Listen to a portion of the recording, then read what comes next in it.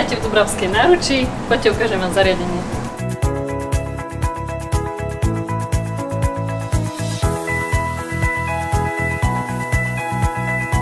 Práca v sociálnych službách poskytuje mladým ľuďom najdôležitejší benefit. To je ekonomická stabilita. Najmä v tej neistej ekonomickej situácii. V sociálnych službách môžete nepretržite robiť, aj keď je kríza, aj keď sú problémy, či to bol vírus, sme robili, keď bol COVID.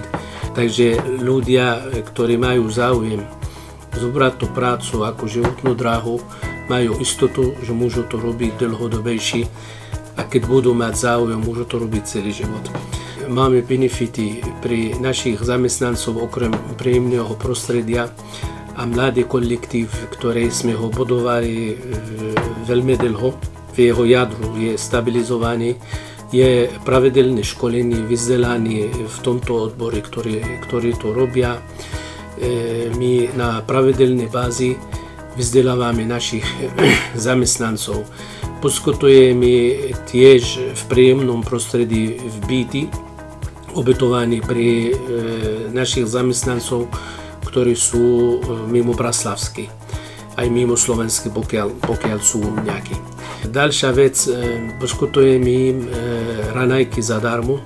Ďalšia vec, ktorá je dôležitá pre mladých ľudí, my sme flexibilní, čo sa týka ich služieb. Vieme sa prispôsobiť, či chcú robiť 8 alebo 12, dlhý alebo krátky týždeň. Tu sú zhruba najdôležitejšie benefity, ktoré my poskytujeme pre našich zamestnancov. Táto práca je veľmi dobrá, veľmi zaujímavá. Práca so staršími ľuďmi vám môže prinašať aj skúsenosti, aj múdrosť, aj dobrý pocit z dobrej vykonania práce.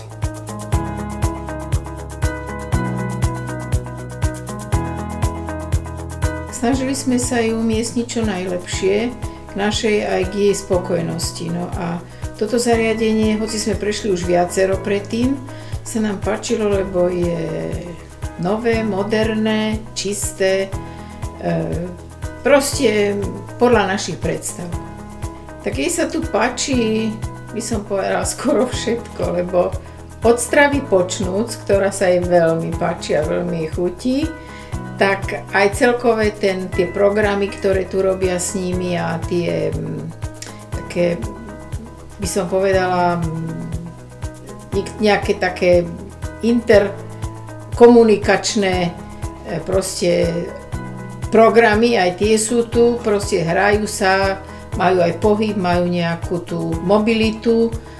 A potom, čo sa jej ešte páči najviac, tak to je to, že má aj dobrú kolegyňu na tej izbe, je spokojná a ja som tiež spokojná.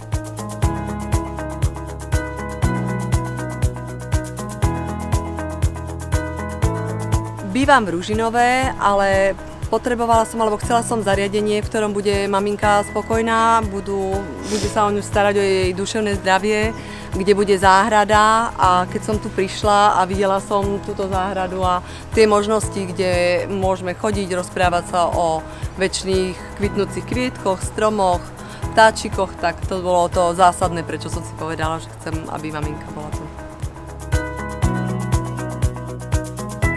Zariadenie náruč som si vyberala hlavne z niekoľkých kritérií. Kvôli tomu, že mamička má diagnózu Parkinsonovú chorobu, hľadala som špecializované zariadenie, ktoré by teda jej poskytlo adekvátnu starostlivosť. Druhým kritériom bolo vlastne výber nejakého komornejšieho prostredia, kde nie je veľa klientov. A hlavne som dostala veľmi dobré referencie od ľudí, ktorí tu mali umiestnených svojich rodičov, starých rodičov, poprípade známych. Takže toto boli asi najdôležitejšie kritériá. A za mňa mamička je tu umiestnená 3/4 roka a som veľmi spokojná.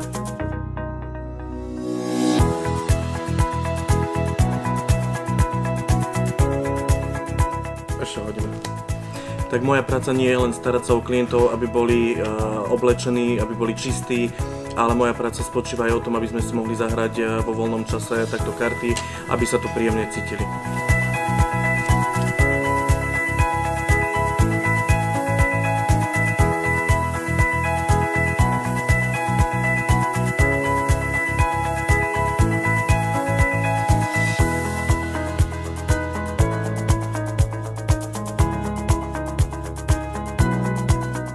Pracovať do náruče som prišla cirka pred 2 rokmi.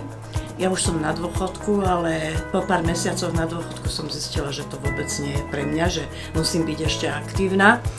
Prišla som sem, začala som ako vrátnička. Po pár dňoch mi to bolo málo, tak som išla za vedúcou prevádzky, aby mi dala nejakú prácu. Vedúca prevádzky mi skúšobne začala dávať nejaké úlohy. Zistila, že to ide.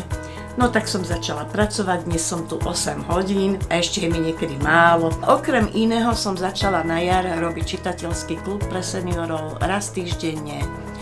Vyberieme si zaujímavé témy, čítame si hore, potom sa o prečítanom porozprávame, povieme si dojmy a čo sa nám páčilo, čo sa nám nepáčilo a povieme si program na budúci týždeň. Seniori sa na to tešia a radi tam chodia. Nemusím sa ich pýtať, či sa im to páči. Pre mňa je smerodatné to, že pýtajú sa, bude na budúce, môžeme prísť, prídeme, tešíme sa.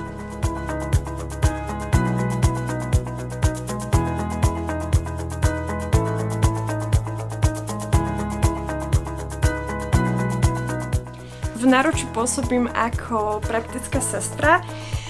Toto povolanie vykonávam už vyše 3 rokov, kedy som vlastne počas strednej školy začala pôsobiť ako opatrovateľka v zariadení a po ukončení strednej školy som začala pôsobiť ako praktická sestra.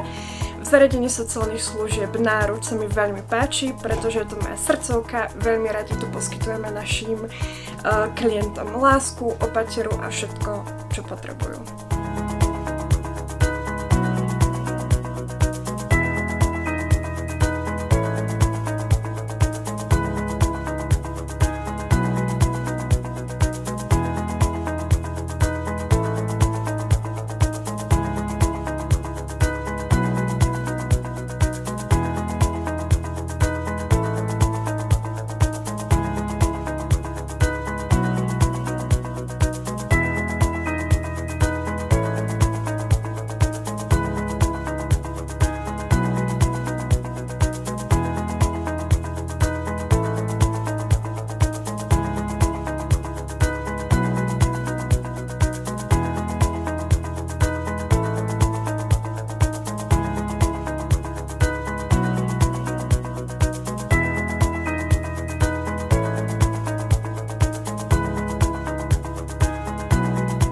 V tomto zariadení som už 8 rokov a ja myslím, že táto skutočnosť veľmi odzrkadľuje ako tú skutočnosť v tomto zariadení, že je všetko podľa mojich predstav a dobre a každá maličkosť, čo je dobre vykonaná, tak to sa pospája a z toho vyjde ten konečný výsledok, že sa oplatí bývať v tomto zariadení toľko rokov.